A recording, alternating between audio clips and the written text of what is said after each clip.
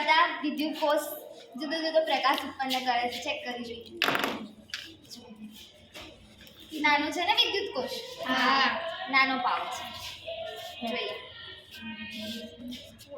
Bulb કેટલો પ્રજ્વલિત થાય?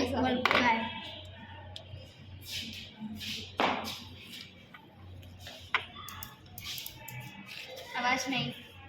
Bulb કેટલો પ્રજ્વલિત થાય છે? ઓછો થાય છે. એકદમ ઓછો ડીમ થાય છે ને ઘરે લાઇટ ડીમ હોય ત્યારે બલ્બ ઓછો પ્રજ્વલિત થાય છે. બરાબર. હવે વધારે પાવર વાળો વિદ્યુત સેલ લઈએ. બલ્બ પ્રજ્વલિત થયો વધારે માત્રામાં? વધારે માત્રામાં પ્રકાશ આવે છે? બે સેલ લઈએ. અહીંયા પકડતો છે યાદ. ઓકે, બલ્બની ઉપર પ્રત્યુષા છોડી દે તું. બલ્બ પ્રકાશિત થયો? બરાબર. હવે બે મોટા સેલ લઈએ.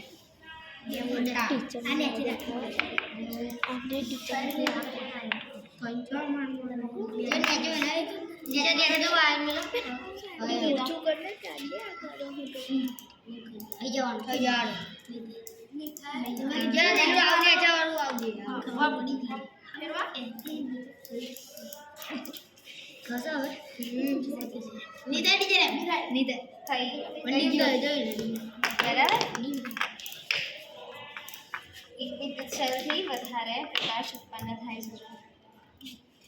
આનાથી સૌથી વધારે પ્રકાશ ઉત્પન્ન થાય છે. ક્લિયર? ટ્રાય કરી જોઈએ કેટલો પ્રકાશ ઉત્પન્ન થાય છે. કેટલું બધું પ્રકાશ ઉત્પન્ન થયું?